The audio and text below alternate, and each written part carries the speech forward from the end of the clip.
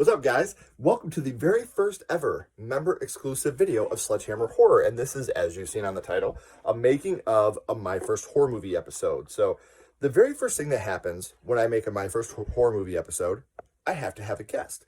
So I reach out and I hit people up through Instagram, Twitter, Facebook, email. And when someone finally does say yes, the very first thing we do is we set a date. After we set a date, I ask them a certain question. What was your first horror movie, and which scene from that movie affected you the most? Those are the only two questions I want an answer from. And the reason why, I, for one, want to make sure I own the film, and I want to try to at least get a couple pieces of merchandise from the film. That way I'm showing that I do support the filmmakers. I know these films can be old, but still, I believe in physical media. I like to make sure that I have as many pieces of physical media that I could possibly have.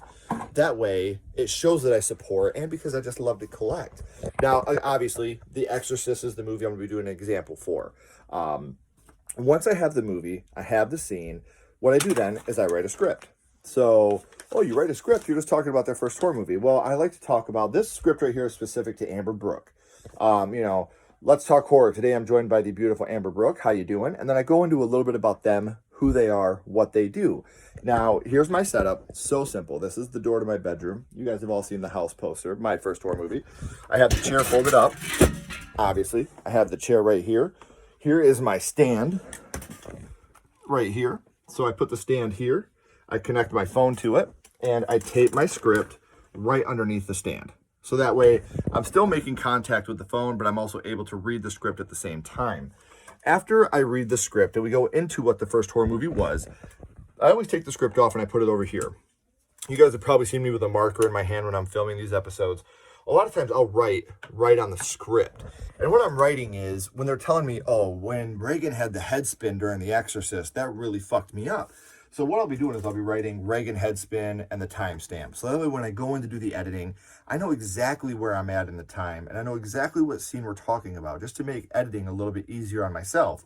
Not so much that I want to cheat the process, but on top of Sledgehammer Horror, I do have a full-time job. I do have 3 wonderful kids and a beautiful wife that I want to spend all my time with. So when it comes to a My First Horror Movie episode, that's pretty much the basis of getting everything started. After that, we go down, after we've recorded, I record through Zoom. After it goes to the cloud, I put it on the computer and I do the editing, which I will show you right now. All right, so a big part of the editing process is obviously getting the clips of the movies. Now, you'll see right here, I have all the movie clips I've ever done stored on the computer. So I do that because, let's say somebody's first horror movie, like we're talking about The Exorcist. I can go in here, I go down to The Exorcist right here, and I've got all the clips here that I've talked about already. Now, if there's something that somebody's talked about already, I obviously have it here. If not, I'll get the movie and I'll put it in. But a big part, obviously, like I said, the headspin. So here it is.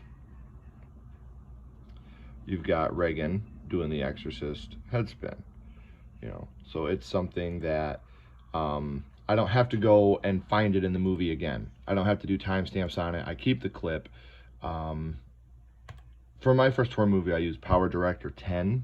I feel like it's pretty simple, pretty easy to use. Another folder, obviously, I use very often while doing this is my stuff. Now, this has all the stuff for Didn't See That Coming and Verses, which we will also be talking about in the next couple member-only videos. But it has My First Horror Movie intro and My First Horror Movie outro. So those go into Power Director as well. So let me show you here. My First Horror Movie, My First Horror Movie. So those get dragged into Power Director, so now they're there. Now, let's go back to the Exorcist folder.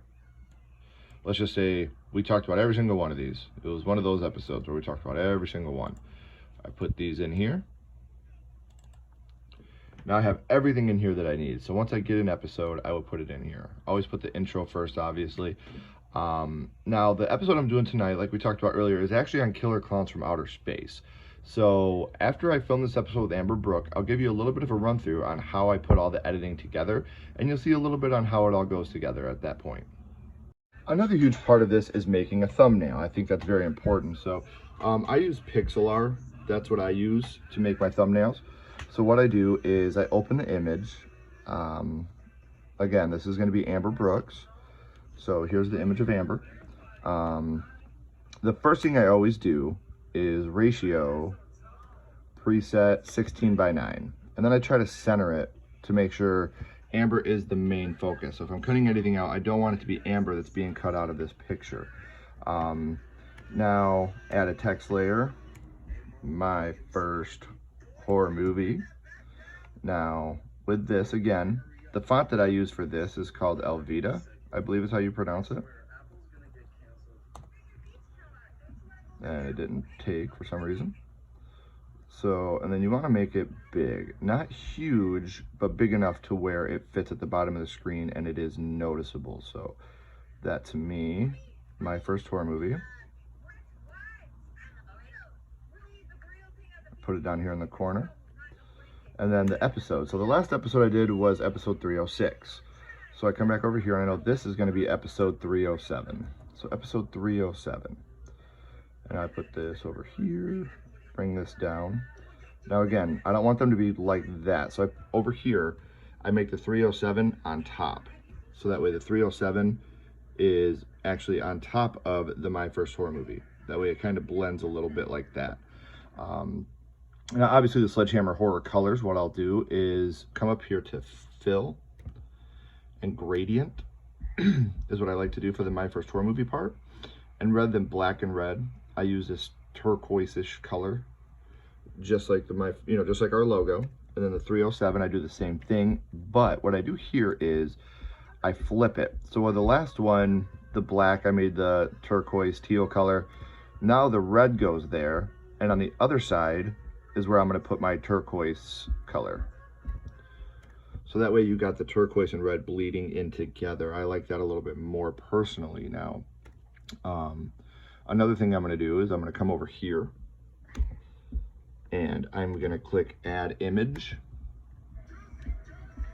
And what I'm going to add here is the Sledgehammer Horror logo. So I've got the Sledgehammer Horror logo here. I'm going to shrink it down a little bit.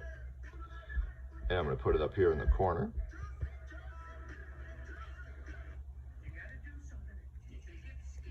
And just try to center it up a little bit. And again, I don't want to make it too big because I want the focus here not to be on Sledgehammer Horror. I want the focus here to be on Amber. That's where my big focus is. So I want to make sure that, when you look at this, the first thing that you're seeing is Amber. That's what pops at you. And the same thing comes for her name. So her name is Amber Brooke. So again, now we're going to do Amber. But instead of being Arial, I don't know why I went to Arial instead of Elvita, Bebesnu, or however you say this, is the font that I always use for this. So what I'm going to do here, I'm always going to make the name a little bit bigger than the font on My First Horror Movie or on the Sledgehammer Horror logo. Because again, I'm proud of Sledgehammer Horror, but what I'm more proud of is my guest and the fact that they're coming on here. So I want this to always be about the guest.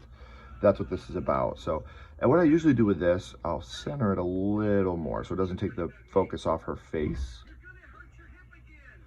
What I like to do here is blend with something there. So we got the green over here in the grass over here. So what I'll do is I'll click on the name, fill, in this little eyedropper here. Click that, and I'll click over here on this green.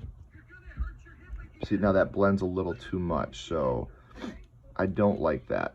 So we'll try the eyedropper again, and I'm going to try to get some of the ink on her tattoo on her shoulder.